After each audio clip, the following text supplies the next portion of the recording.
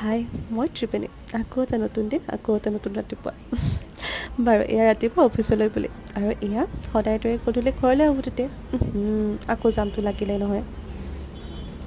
বাৰু যি কি নহওক, ঘৰ পালোহি দিয়ক ৰাইজ আহি।